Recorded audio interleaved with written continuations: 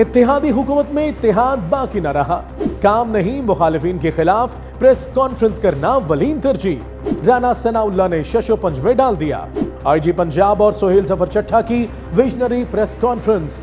इकरारुल हसन, फयाजुल हसन चौहान और जवाद अहमद पर अजीब भूत सवार।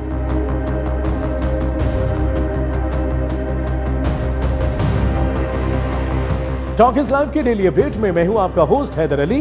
बढ़ते हैं तफसीलात की जानिब, लेकिन इससे पहले हमें लाइक, फॉलो और सब्सक्राइब कीजिए और बेल आइकन को दबाना मत भूलें ताकि टॉक इज लाइव पर हमारी मुलाकातें यूं ही चलती रहें। गवर्नर पंजाब सरदार सलीम हैदर और गवर्नर खैबर पख्तूनख्वा फैसल करीम कुंडी ने पेशावर में मुश्तरका प्रेस कॉन्फ्रेंस करते हुए वाज़ेह किया कि नून लीग से इत्तेहाद मोहब्बत का नहीं, मजबूरी का है। सलीम हैदर ने कहा कि वजीर आला खैबर पख्तूनख्वा सोहेल आफरीदी को बानी पीटीआई से मिलने देना चाहिए। अगर मिल लेंगे तो कोई आसमान नहीं गिरेगा। कि वहाँ पे ढेर सारे कैदी हैं, उनको रोज़ाना की बुनियाद पे ढेर सारे लोग मिलते हैं एक शेड्यूल के मुताबिक, और अगर सोहेल अफरीदी साहब जाके बानी पीटीआई को मिल लेंगे तो कोई आसमान नहीं गिरेगा और कोई क़यामत भी नहीं आएगी। सब कुछ डंडे से नहीं होता, बातचीत की जरूरत पड़ती है। मरियम नवाज साहिबा को गुस्सा नहीं करना चाहिए था। मरियम नवाज साहिबा चीफ मिनिस्टर हैं पंजाब की, हमारी बहन है, हमारे लिए काबिल एहतराम है। वो गुस्सा उन्होंने किया, उनको नहीं करना चाहिए था, और बेहतर तरीके से पीपल्स पार्टी उनके साथ चल रही थी। हमने सोचा था कि नून लीग पीपल्स पार्टी अच्छे बच्चों की तरह अब नहीं लड़ेंगे। फिर से लफ्जी WWE शुरू हो गई। मुझे यकीन है इस पर अज़मा बुखारी साहिबा जरूर प्रेस कॉन्फ्रेंस करेंगी, क्योंकि मसाइल के हल पर प्रेस कॉन्फ्रेंस हो ना हो, मगर वजीर इत्तलात साहिबा मुखालिफिन को प्रेस कॉन्फ्रेंस में जवाब देना मनसबी फरीजा समझती हैं। इसी तरह गवर्नर पंजाब को भी चाहिए था कि सोहेल आफरीदी को काबीना बना लेने देते, फिर चले जाते। इस नाजुक वक्त में केबी का दौरा सियासी माहौल को मजीद कशीदा कर सकता है। बहरहाल अवाम इस पर ज्यादा कान न धरे और फिलहाल अपने मसाइल का हल खुद ही निकालें, क्योंकि इत्तेहादी हुकूमत को एक दूसरे पर तनकीद से फुर्सत मिले न मिले।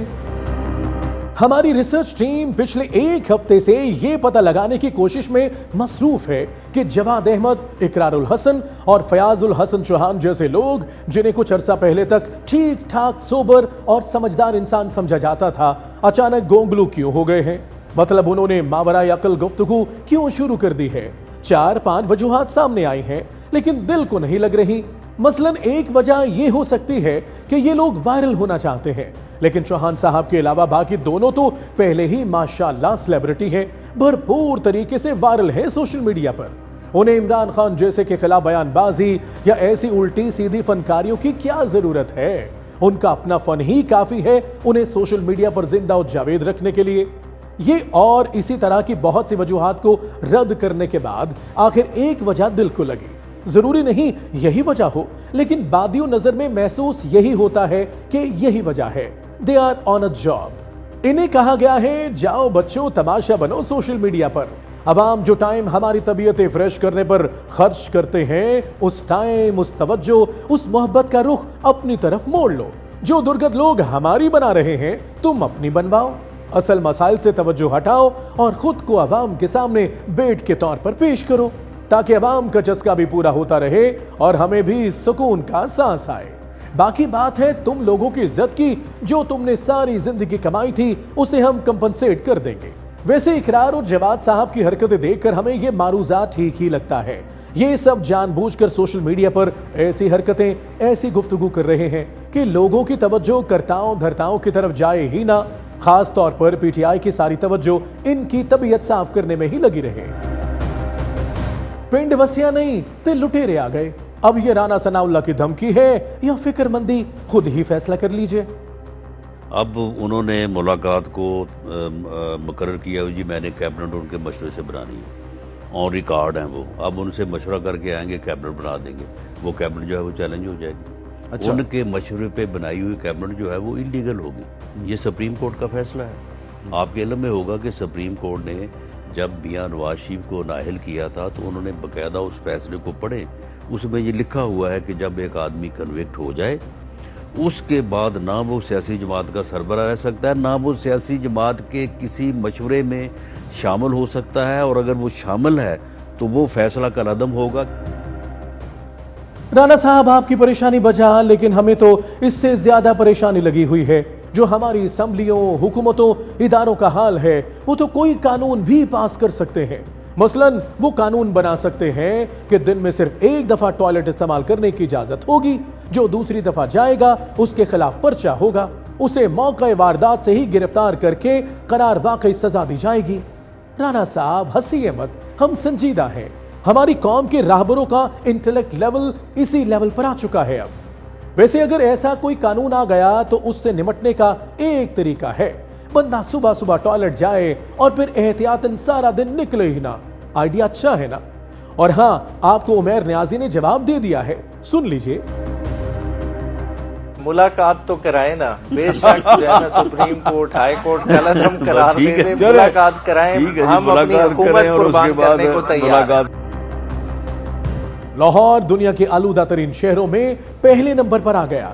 इस पर चौधरी मुनिस इलाही ने अपने ट्वीट में लिखा, एंटी स्मोक गन से लाहौर की आलूदगी में जरा भी कमी नहीं आई, मगर मैडम ने इन नुमाइशी खिलौनों पर कौम के अरबों रुपए उड़ा दिए। ये बात पढ़कर वजीर इत्तलात आग बगोला हो गई और कहा, एक वो भगौड़ा है जो स्पेन में बैठा हुआ है और जो यहाँ से चार्टर्ड तैयारों के अंदर जो है वो पैसे भर भर के लेके गया, जिसके किए हुए करतूत आज भी पंजाब में मुख्तलिफ इनिशिएटिव्स में हम भुगत रहे हैं। और उसको बड़ी इतराज़ हुआ जी एंटी स्मोक जो हमारी गन्स हैं उसके ऊपर। वज़ीर इत्तलात साहिबा, हाथ हौला रखें, तनकीद का जवाब तनकीद नहीं होता बल्कि कारकर्दगी होता है। करोड़ों की स्मोक गन से मुतल्लिक आपकी हुकूमत के सब दावे हवा हो गए। पंजाब की फजाई आलूदगी में खतरनाक हद तक इजाफा हो गया है।